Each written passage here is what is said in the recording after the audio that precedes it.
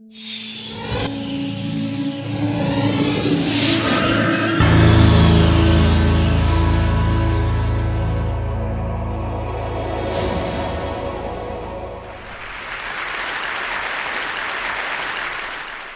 like to take you to another world, and I'd like to share a 45-year-old love story with the poor living on less than $1 a day.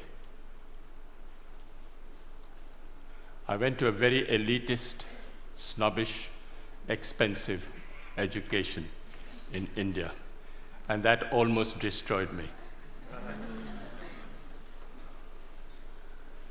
I was all set to be a diplomat, teacher, doctor, all laid out.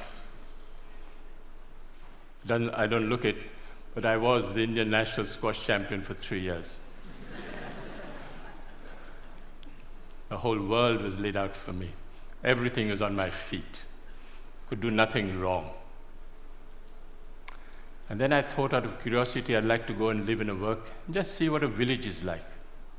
So in 1965, I went to what is called the worst Bihar famine in India, and I saw starvation, death, people dying of hunger for the first time. Changed my life. Came back home, told my mother, I like to live and work in a village. Mother went into a coma. What is this? The whole world is laid out for you, the best jobs are laying out for you, and you want to go and work in a village? I mean, is there something wrong with you? I said, no, I've got the best education, it made me think, and I wanted to give something back in my own way. What do you want to do in a village? No job, no money, no security, no prospect. I said, I want to live and dig wells for 5 years. Dig wells for 5 years? You went to the most expensive school and college in India and you want to dig wells for 5 years? She didn't speak to me for a very long time because she thought I'd let my family down. But then I was exposed to the most extraordinary knowledge and skills that very poor people have, which is never brought into mainstream, which is never identified, respected, applied on a large scale. And I thought I'd start a barefoot college only for the poor. What the poor thought was important would be reflected in the college. Went to this village for the first time. Elders came to me and said, are you running from the police? I said, no. You failed in your exam? I said, no. You didn't get a government job? I said, no. What are you doing here?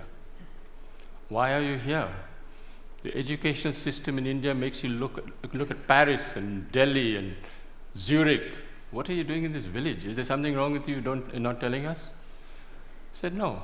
I want to actually start a college only for the poor. What the poor thought was important would be reflected in the college. So then they gave me some very sound and profound advice. They said, please, don't bring anyone with a degree and qualification into your college. So it's the only college in India where if you should have a PhD or a master's, you're disqualified to come. You have to be a cop-out or a washout or a dropout to come to our college. You have to work with your hands. You have to have a dignity of labor. You have to show that you have a skill that you can offer to the community and provide a service to the community. So we started the Barefoot College, and we redefined professionalism. Who is a professional? A professional is someone who has a combination of competence, confidence, and belief. A water diviner is a professional. A traditional midwife is a professional. A traditional bone setter is a professional. These are professionals all over the world. You'll find them in any inaccessible village around the world.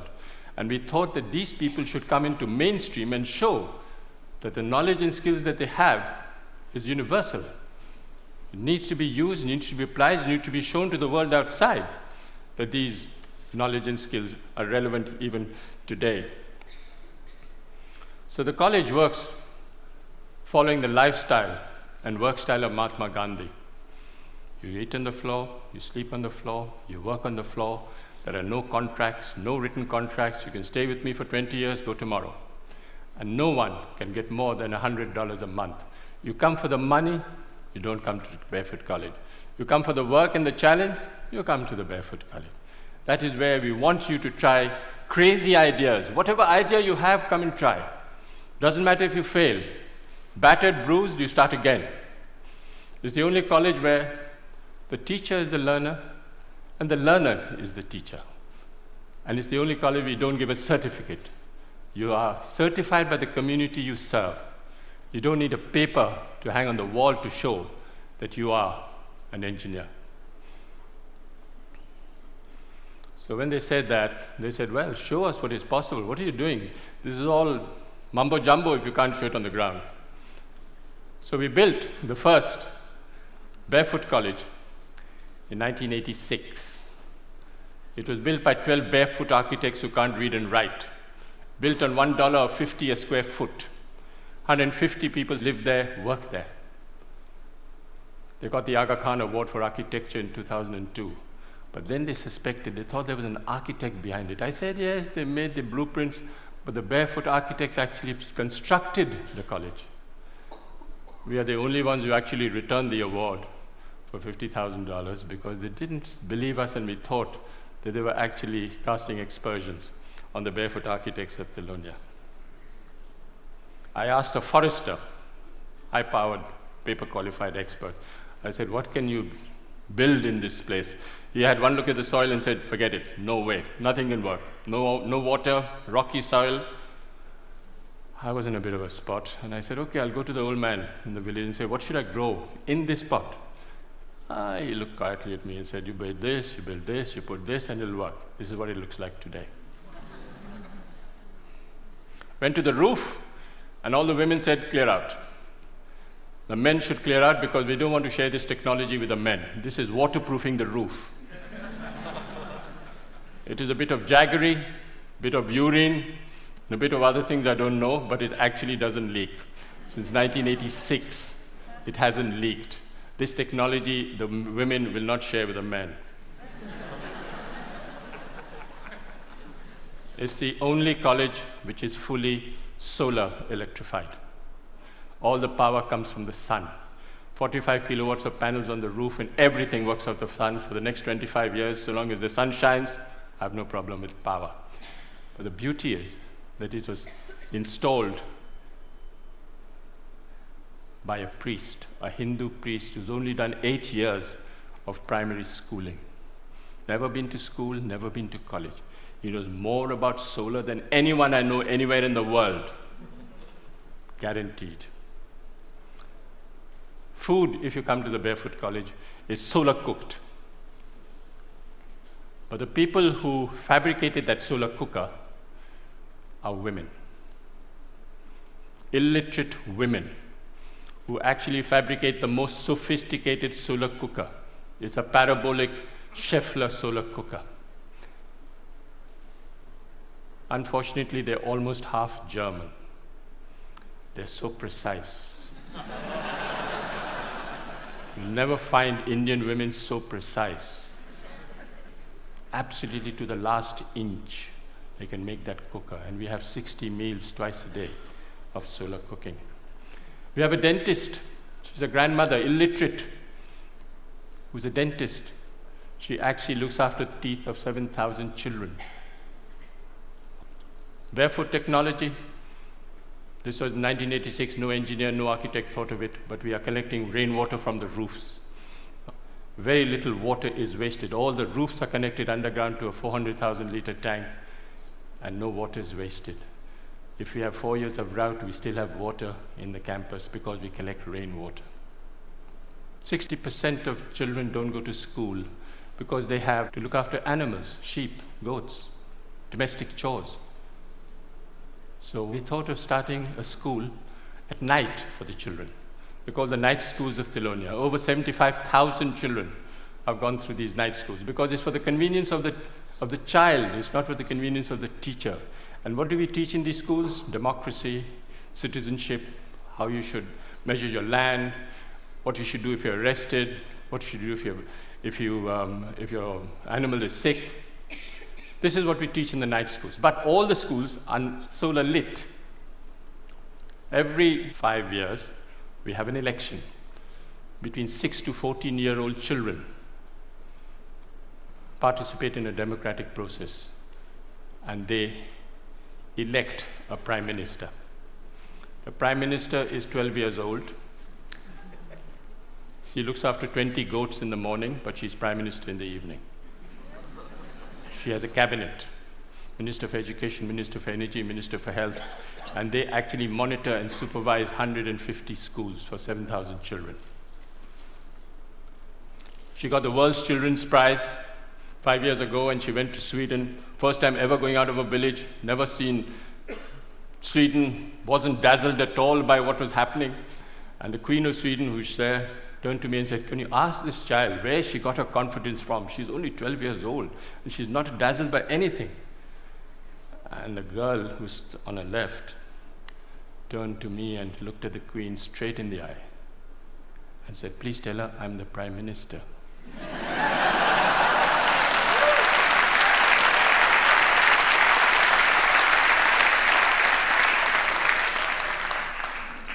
Where the percentage of illiteracy is very high, we use puppetry. Puppet is the way we communicate.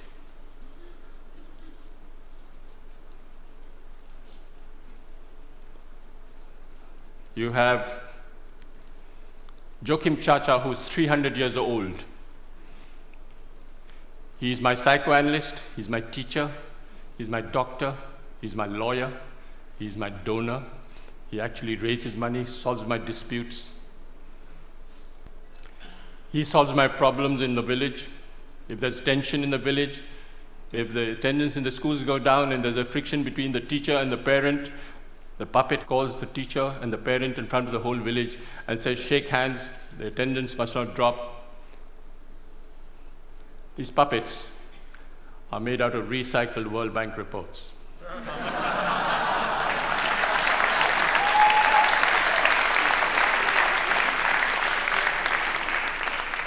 So this decentralized, demystified approach of solar electrifying villages, we've covered all over India, from Ladakh up to Bhutan. All solar electrified villages by people who have been trained. When we went to Ladakh and we asked this woman, at minus 40, you have to come out of the roof because there's no place, it's all snowed up on both sides. And we asked this woman, what was the benefit you had from solar electricity? And she thought for a minute and said, "It's the first time I can see my husband's face in winter." Went to Afghanistan. One lesson we learned in India was men are untrainable. Men are restless, men are ambitious, men are compulsively mobile, and they all want a certificate. All across the globe, you'll have this tendency of men wanting a certificate. Why? Because they want to leave the village and go to a city looking for a job. So we came up with a great solution: train grandmothers. What's the best way of communicating in the world today? Television? No. Telegraph? No. Telephone? No. Tell a woman.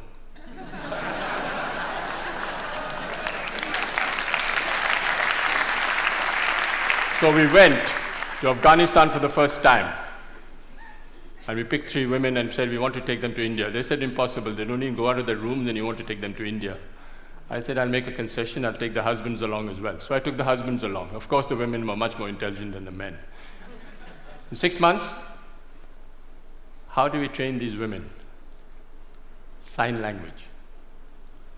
You don't use the written word. You don't use the spoken word. You use sign language. And in 6 months, they can become solar engineers.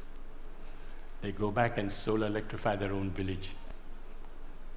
This woman went back and solar electrified the first village, set up a workshop. The first village ever to be solar electrified in Afghanistan were by the 3 women. This woman is an extraordinary grandmother, 55 years old, and she solar electrified 200 houses for me in Afghanistan, and they haven't collapsed. She actually went and spoke to an engineering department in Afghanistan and told the head of a department the difference between AC and DC. Didn't know.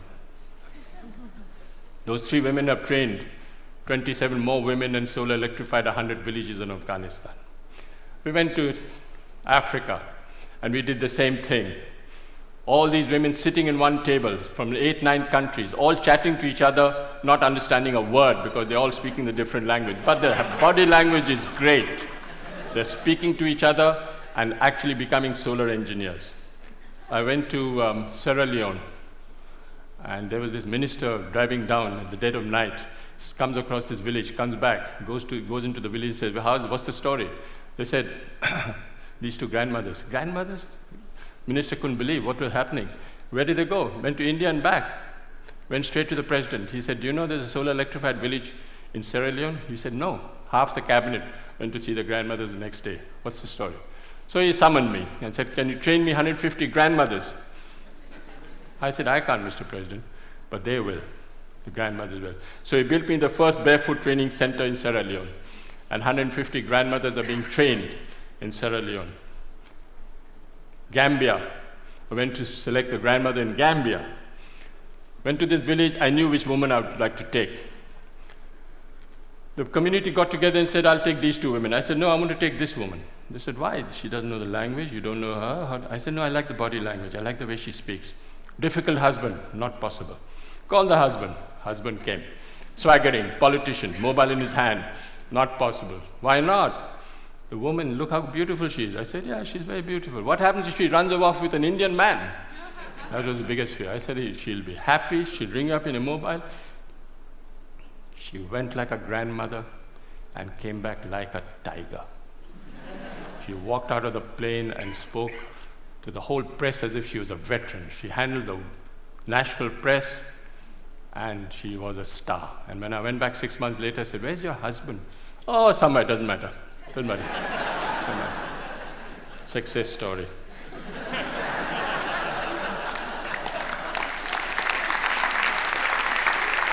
I'll just wind up by saying that I think you don't have to look for solutions outside. Look for solutions within and listen to people. They have the solutions in front of you. They're all over the world.